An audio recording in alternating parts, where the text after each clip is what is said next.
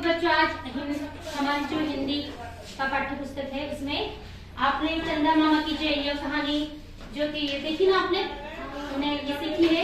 इसमें आपने पात्रों के नाम देखे थे, चंदा मामा की कहानी जो थी, और उसमें जो रात रानी थी और साथ साथ बच्चों के साथ उनके बारे में जो बातें हुई थी वो हमने देखे।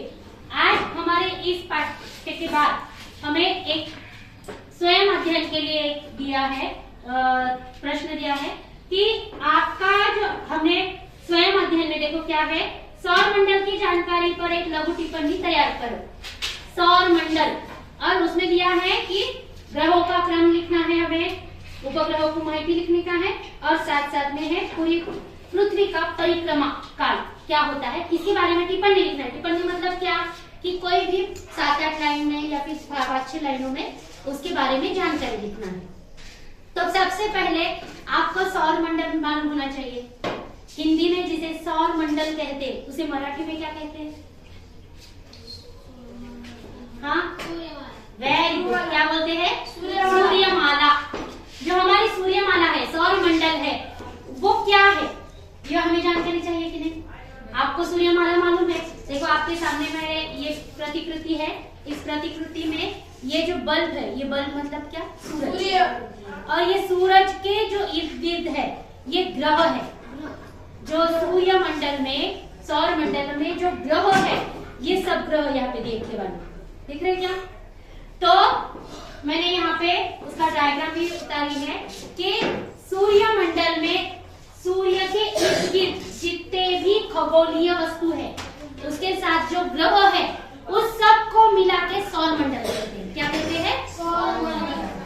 ये जो मंडल है, इस मंडल में जितने भी ग्रह है, उपग्रह है, खगोलीय वस्तु है, इन सब को मिला के सौर मंडल कहते हैं। सबसे जरूरी, सौर मंडल का मतलब क्या, ये आपको पहला सवाल है। सौर मंडल मतलब क्या? तो आसान बात है कि सौर मंडल मतलब क्या कि ये जो मंडल है इसमें ग्रह, उपग्रह और साथ साथ खगोलीय वस्तु जितने भी है उसको मिला के क्या कहते हैं? सौर मंडल। मराठी में जिसको क्या बोलते हैं? सूर्यमाला। इंग्लिश में क्या कहते हैं? Solar system. क्या बोलते हैं?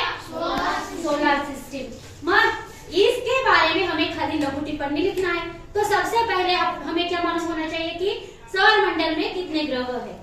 अभी आपके सामने मैंने ग्रह उतार के रखने वाले हैं। कितने हैं ये? 8 है। कितने हैं? 8। अब आपने देखा तो ये क्या है? सूरज। सबसे बड़ा तारा जिसे हम बोलते हैं वो सूरज है। और सूरज के सबसे नजदीक वाला ग्रह कौन सा है? बुध है। सबसे नजदीकी ग्रह मतलब जब सवाल पूछे जाते हैं, प्रश्न पूछे जाते हैं, उसमें सबसे सवाल रहते हैं कि सूरज के सबसे नजदीक जो ग्रह है वो कौन सा है? तो वो कौन सा है? बुध ग्रह है। उसके बाद में जो आता है वो कौन सा है? शुक्र ग्रह। और तीसरे नंबर में आने वाला ग्रह कौन सा है? पृथ्वी। पृथ्वी मतलब कौन सा ग्रह? कौन सा है ग्रह? सूर्यमाला में आने वाला तीसरे नंबर का ग्रह है पृथ्वी, जहाँ पे हम रहते हैं। फिर चौथा जो है मंगल है। उसके बाद में आने वाला बृहस्पति।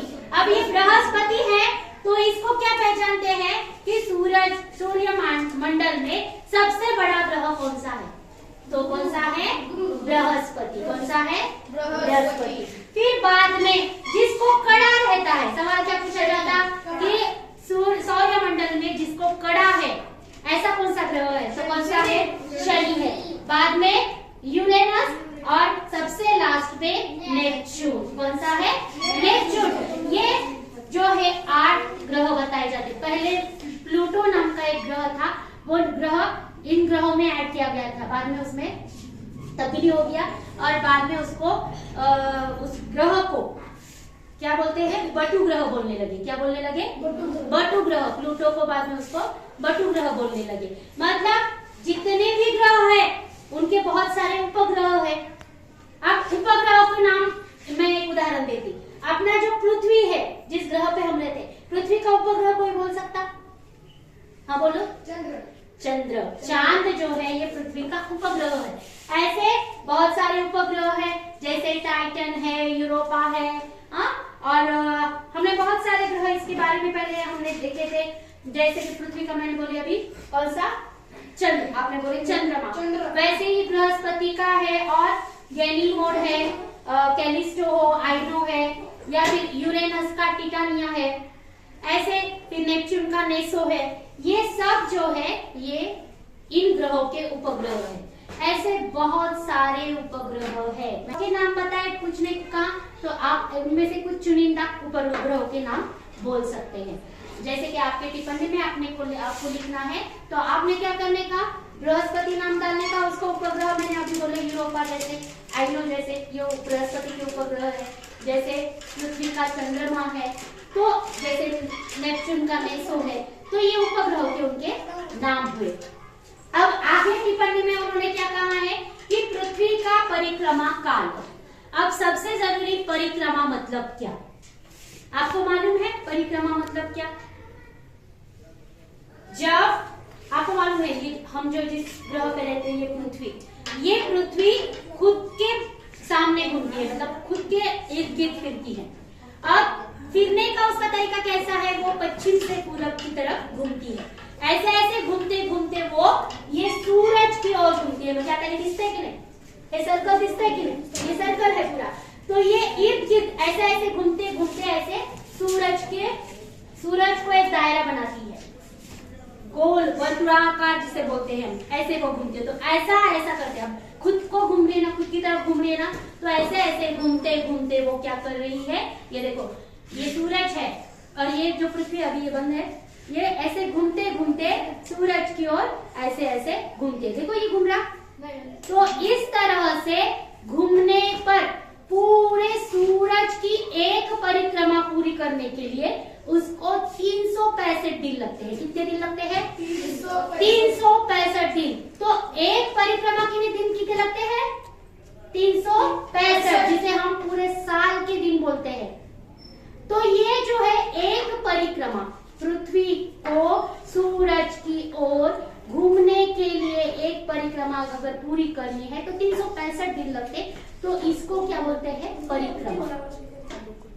पृथ्वी मराठी में बोलती, पृथ्वी स्वतः भोवती फिरत फिरत जेव्हा या सूर्याभोवती फिरते त्या फिरण्याच्या या क्रियेला परिक्रमा म्हणतात। काय म्हणतात? परिक्रमा। हिंदी में भी हमें यही जानकारी देनी है। जब पृथ्वी खुद के साथ घूमते घूमते वह सूरज के सामने घूमती है, उसे परिक्रमा कहते हैं। क्या कहते हैं? परिक्रमा। और इसके लिए कितना कालावधि लगता है? 365 दिन। कितने दिन लगते हैं? 365 दिन, यानी पूरा साल। हम जो साल बोलते कि नहीं, तुम्हाला माहिती है वर्षातले किती दिवस आहे? 365। अब आप बोलेंगे कि ये जो पृथ्वी है ये खुद के इर्द गिर्द फिरती है, ये ऐसे फिरती है खुद के इर्द गिर्द पश्चिम से पूरब की ओर, तो इसे क्या बोलते हैं? इसे बोलते हैं परिवलन। क्या बोलते हैं? क्या बोलते हैं? परिवलन। इसके लिए कितना टाइम लगता है? एक दिन लगता है। वेरी गुड, 24 घंटे लगते। तो ऐसे 24 एक दिन का जो समय है पृथ्वी को खुद के इर्द गिर्द घूमने के लिए लगता है, उसको बोलते हैं परिवलन। क्या बोलते हैं? परिवलन। और ये जो परिवलन करते हुए एक एक दिन वो ऐसे घूमती है सूरज की ओर, सूरज के इर्द गिर्द, उसे बोलते हैं परिक्रमा। क्या बोलते हैं? मतलब क्या कि पृथ्वी को खुद के और घूमते घूमते एक दिन लगता है और सूरज के इर्द गिर्द घूमने के लिए कितने दिन लगते हैं? एक साल। एक खाली परिक्रमा करने के लिए यहाँ से निकली है पृथ्वी घूमते घूमते और यहाँ तक आने के लिए फिर से उसको कितने दिन लगते हैं? 365 दिन। तो ये हुआ सौर्य मंडल में पृथ्वी का परिक्रमा का काल। समझ में आया? टिप्पणी में हमें जो जानकारी देनी है, सबसे पहली क्या जानकारी पूछे? ग्रहों का क्रम। ग्रहों का क्रम हमने यहाँ पे ड्राइंग उतार के लिखा है। सबसे नजदीक है बुध, फिर बाद में शुक्र, ऐसा करते हुए सबसे आखिर में कौन सा है? नेपच्यून है। और फिर और उसमें अगर आप जानकारी लिख रहे हैं तो जानकारी लिखते वक्त आप लिख सकते हैं कि सूरज के सबसे नजदीकी ग्रह कौन सा है? बुध है। तीसरा ग्रह कौन सा है? पृथ्वी है, जिसपे हम खुद रहते हैं। और आप बोल सकते हैं कि जो बृहस्पति है ये सबसे सौरमंडल का सबसे बड़ा ग्रह है। फिर कड़ा रहने वाला ग्रह कौन सा है? शनि है। और सबसे आखिरी वाला ग्रह कौन सा है? नेपच्यून है। इस तरह के आप सौरमंडल के ग्रहों का जो क्रम आपको पूछा है ये लिखने का है आपको टिप्पणी में। और फिर लास्ट में है पृथ्वी का परिक्रमा का काल। तो मैंने अभी आपको कहा कि पृथ्वी को परिवलन के लिए एक दिन लगता है, जिसे पृथ्वी खुद के सामने इर्द गिर्द घूमती है उसे परिवलन कहते हैं। उसे एक दिन का समय लगता है और ऐसे खुद के सामने फिरते फिरते वह सूरज के इर्द गिर्द घूमती है। तो इसको 365 का दिनों का कालावधि लगता है, काल लगता है और उसको परिक्रमा कहते हैं। समझ में आ गया? इस तरह से आप टिप्पणी लिखेंगे। ये टिप्पणी आप आपके जो घर की कॉपी है उसमें लिख के लाएंगे। समझ में आ गया? ये टिप्पणी समझ में आ गई? सौरमंडल क्या है समझ में आ गया? सबको समझ में आ गया? अपना जो सोलर सिस्टम है, हम सोलर सिस्टम आसानी से बोलते हैं सूर्यमाला तुम्ही म्हणतात मराठीमध्ये, तसंच हिंदीमध्ये सौरमंडल। सौरमंडल जो हम ये हमारा जो पूरा यूनिवर्स है जिसे हम बोलते हैं, इस यूनिवर्स में जो सौरमंडल है उस सौरमंडल के बारे में आज हमने ये जानकारी ली। ओके, समझ में आया?